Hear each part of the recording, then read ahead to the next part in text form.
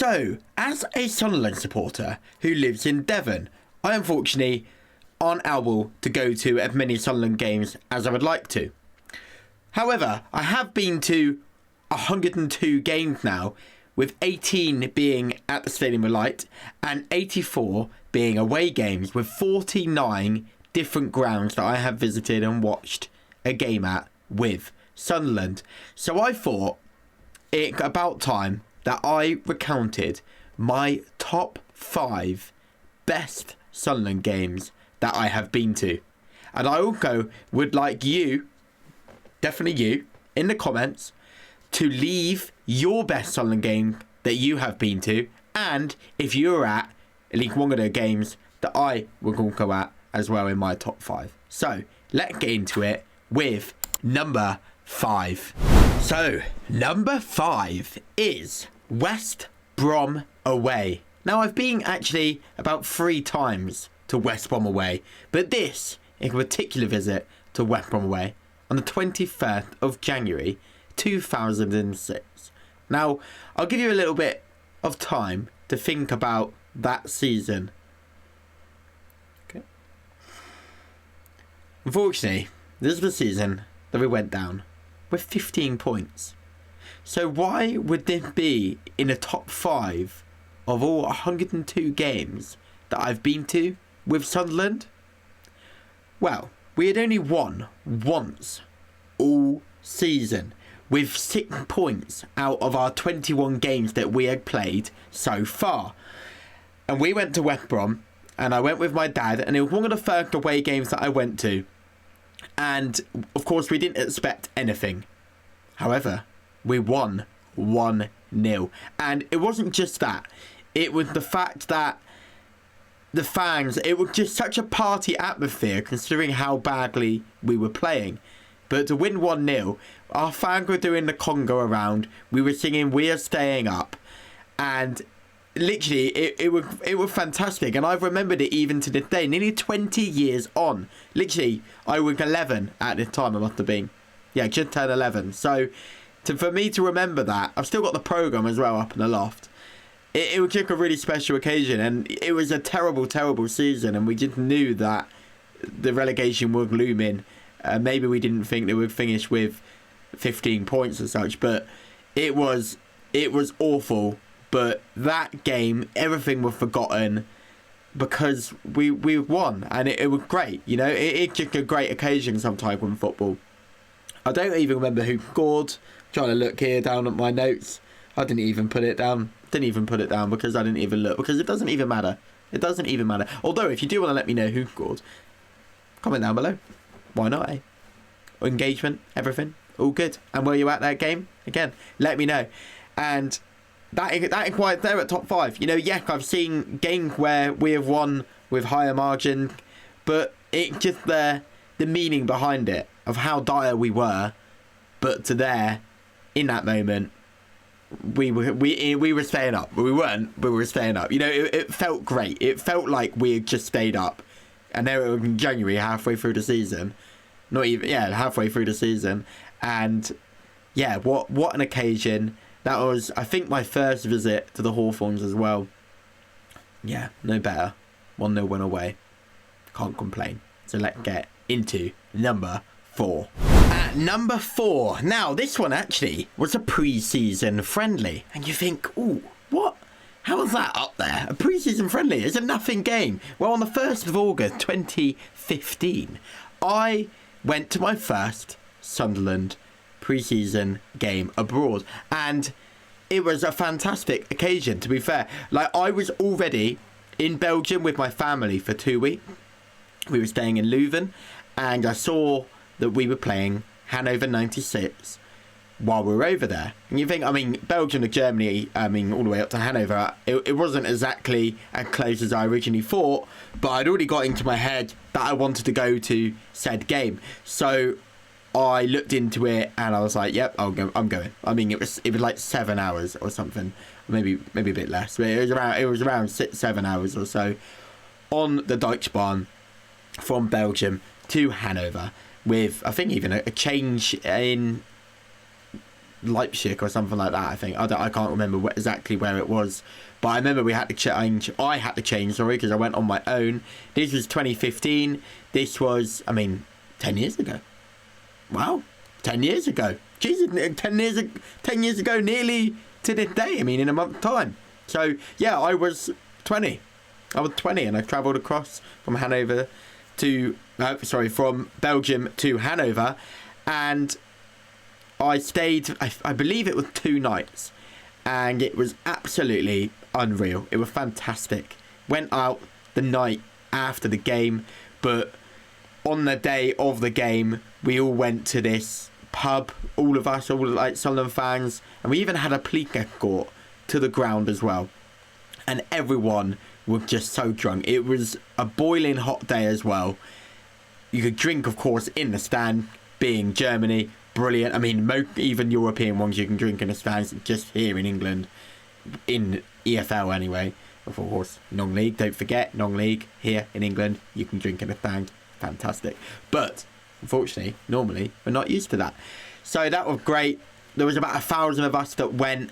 Jermaine Leng scored. We won 1-0. It was just great. You know, yes, it doesn't mean anything. And it didn't mean anything for that season going on anyway. But it was just fantastic. And what a moment to remember forever. You know, to go to Hanover. I went with my flag. I did actually take flares with me, but I was scared to let them off, so I ended up just keeping them hidden. Where were they hidden? I'll call that. Not what you think. But yeah, it was fantastic, and that got up there with my top 4. Again, were you there? Did you go to Hanover? And if not, or if you had, what's the best Sunderland game that you've been to abroad? So there's a question there again. And of probably no one commenting, but still. It was the best Sunderland game that you've been to abroad. So let's get into number 3. And what will that be? Let's find out. Now, in number 3 is in an era that we are going to call the banter years. Because we went down to League One just for a bit of fun. Just for a little bit of UK or English touring. And this was our first season in League One. On the 25th of August 2018, and I think it was one of our first away games, if not the first away game. I think maybe the second away game. I don't remember who the first one was. But I went to Wimbledon away.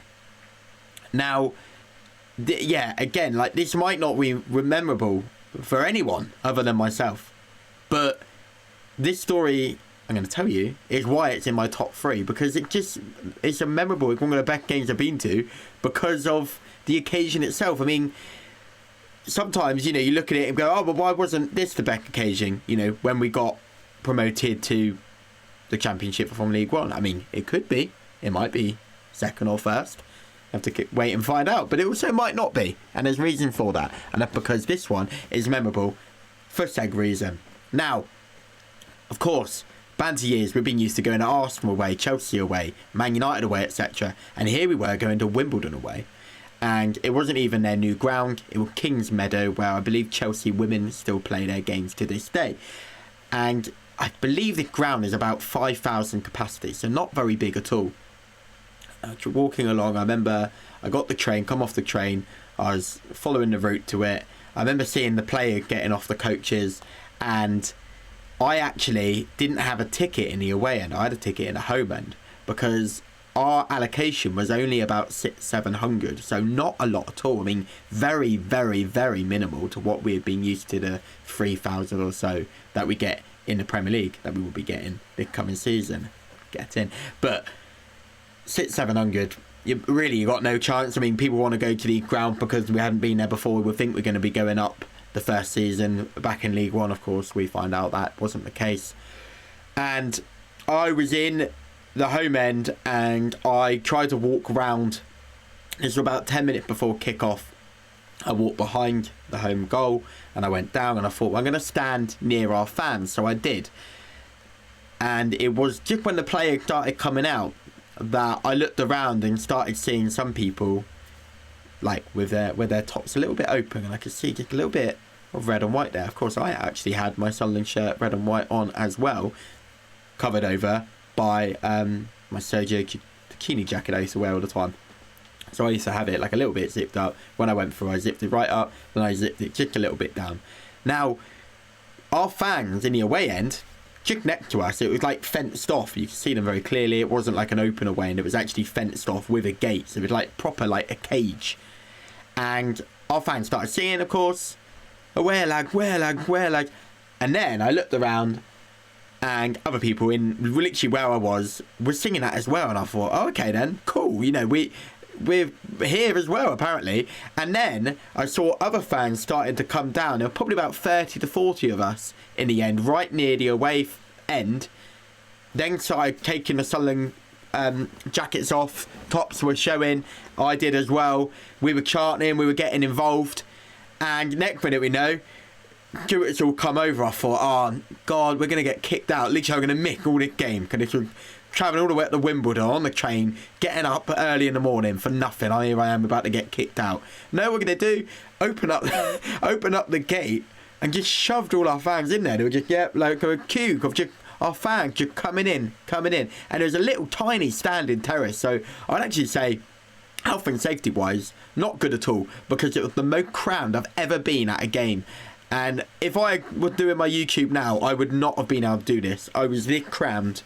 It was like that, and we were right near the sub benches. We were banging on the sub benches, and occasionally one of our subs at the time would like turn around and give us a thumbs up or a clap, and it was brilliant. And what made it even better is Lee Catamol scored a brace, and we won 2-1. What an amazing occasion to have a ticket in the home end and then actually get pushed into the away end and be with our away fans literally only 5 minutes into the game.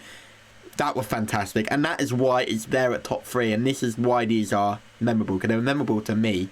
But is that memorable to you? Were you there? Again, let me know. Now, here we are, on to number 2. Now, is it both the playoff finals? No, it's actually not, because on the 20th of March 2016, have a think, if you know your dates and know when your fixtures were. When was that? That was Newcastle away. The last time we played Newcastle at St James's Park. And it was my first experience of going to Newcastle away, of course, in the derby. And I was very, very lucky to be able to get a ticket. Very, very lucky, actually. I mean, some people might have been probably a bit annoyed with me because I managed to get a ticket. But I actually got one from someone... Well, actually, I won't even say it because I got it basically, and I apologise for anyone who missed out who would have wanted to go, because here I am, a guy in Devon. You know, did I deserve to go to that? Probably not, because I do appreciate fans up there who would go season ticket holder. I mean, if you're a season ticket holder, you most likely would have got a ticket anyway, but especially if you went to away games too. But I'm sure some season ticket holders who aren't able to travel down to different games and able to build up their black cap points aren't able to get enough points to be able to go to Newcastle away. So you being a season ticket holder who you're going all to the home games, and then here I am going to 1 or 2, sometimes none in a season, home games, rocking up to Newcastle away. Now, yes, I was lucky to get a ticket, but it was my first experience and it was fantastic. I was on the front row. By the way, before that, pub very early in the morning, the train to Newcastle, the police escort from the station to the ground, all of that was just fantastic. You know, little things happening, just banter stuff, you know, like, I'm not about, you know, oh, we're going to beat them up, you know, this kind of thing. It just, I love the banter and stuff like that, you know, like, I think some people do take it a little bit far, and it did, but it's all good fun, isn't it, at the end of the day, until someone ends up just getting hurt and beating up. And that's like 80s hooligan stuff, but we don't need to go into that stuff at the moment. It's all fun and games. Newcastle versus Sunderland, one of the best derbies, if not the best derby in England. And some people might disagree with that, but I genuinely think it is. We are two fantastic sets of fan bases in the north. And we've just got to say, you know, we've got to give ourselves credit there. You know, we both have great fans. We just have better, of course. But yeah, my first ever experience, and yes, it was 1-1. You know, you might look at that and think, you know, it was 1-1. Like, that was the end of the street. We could have made it 7 in a row there. I have some weird... Oh, I didn't get it. He might come back in picture in a minute. Maybe you saw him. Keep an eye out for him, because I'm going to keep an eye out for him as well. But yeah, there was nothing really that memorable about it if you look at it on paper of being just a 1-1 draw, and we could have made it 7 in a row and we didn't, but it was memorable to me because of my first Newcastle away game. The atmosphere was fantastic. It was great, you know, being in the away and how intimidating it was for the home fans leading into the ground. But what was another memorable reason for this is actually when I was trying to get in, he opened up my flag and it said "fuck the mags" on it, and he said, "Yeah, that's not coming in." And I actually recorded myself. Maybe I'll put it on if I do a little clip.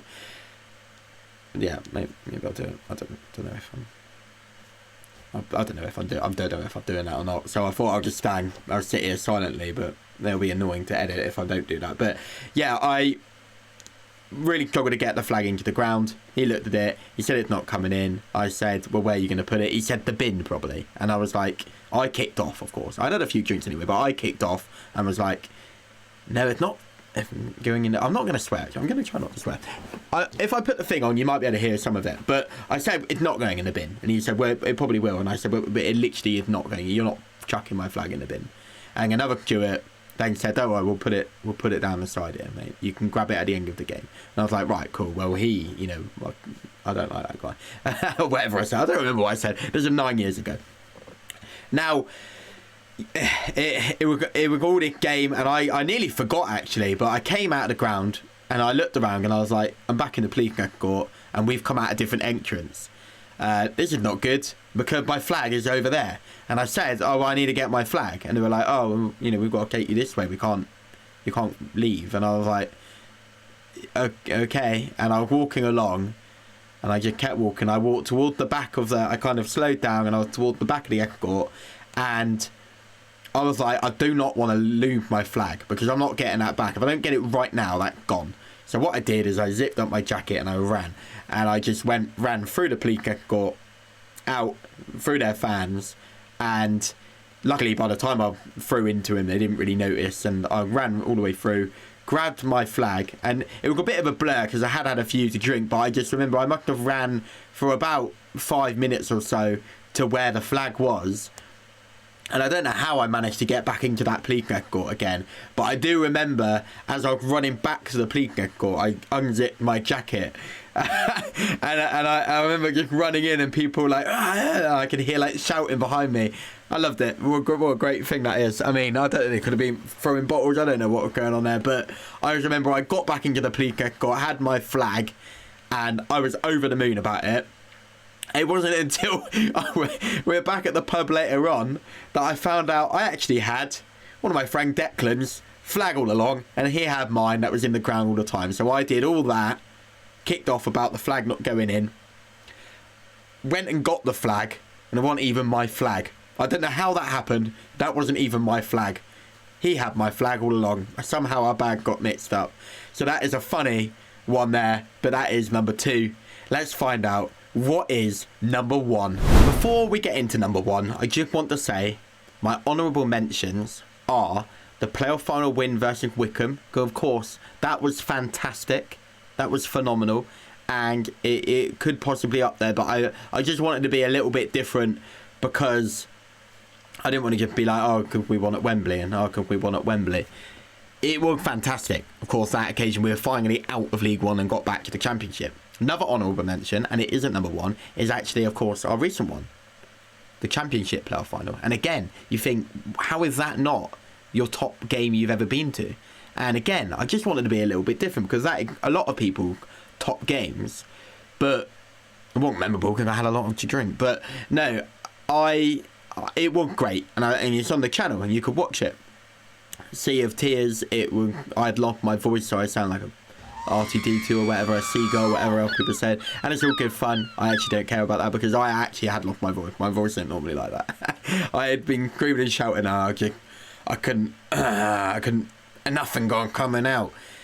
But I was so excited, and yeah, it brought me to tears. It was fantastic, and you think, yeah, why isn't that your top one? I just wanted to be different. Because, and if anything, we can say Nick and joint top. But so many people were there, and it was too recent. I wanted something with a little bit more nostalgia that I can talk about because everyone knows about that game. But we're in the Premier League. we're back. You know, we're back. We're back. And it might only be for one season, but we are back, and I'm buzzing about it. But let's go into number 1. And now number 1 was on the 5th of April 2015. Can you think of what that one is? Can you think of the game? It was at the Cinema Light.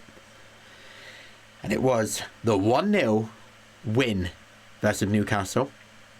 The Jermaine Defoe volley. Wow. Wow. That was... I believe that was my first one. I believe it was the year after that we won 3-0. But if I'm wrong and I got that mixed up, then I apologise. But I believe that was my first ever Weir Tyne derby. And yeah, it was just fantastic. But what made that, you know, I was right near the away fans, and that was great banter back and forth. I think I was P22, so literally I was like literally the block next to them, apart from the block that was cut off. It was great. It was fantastic. When that Defoe goal went in, that I saw, by the way, a lot of people probably missed it. Did you miss it? Let me know, because a lot of people had already gone down to half time. I remember as he scored, it said, and there will be a minimum of, and then it went in. And I couldn't believe it. The best goal that I have ever seen. It was unreal, and it can be unmatched. You know what, Carl? Put it up. Put it up. Watch it. Watch it now. Look at that. Wow. Unreal. What an occasion. Like, I couldn't believe what had happened. I can remember running down to the Newcastle fans, like with a load of other just bungling on top of each other. It was unreal. It was fantastic. And again, you know, it's always great to beat your rivals. I was there at the 3-0 as well, whenever that was, the season before, the season after. I was there as well. But it was this one that was really special with the Defoe volley. And I'm sure a lot of you would agree with me as well. So yeah, thank you so much for watching. The Premier League is coming, and I have tickets for the West Ham game, so I am going to be there. And hopefully the game after that, and hopefully more, because I've decided I'm going to be following my local teams and Sunderland more. So I'm going to be at Buckland more, I'm going to be at Sunderland, and then do less random games.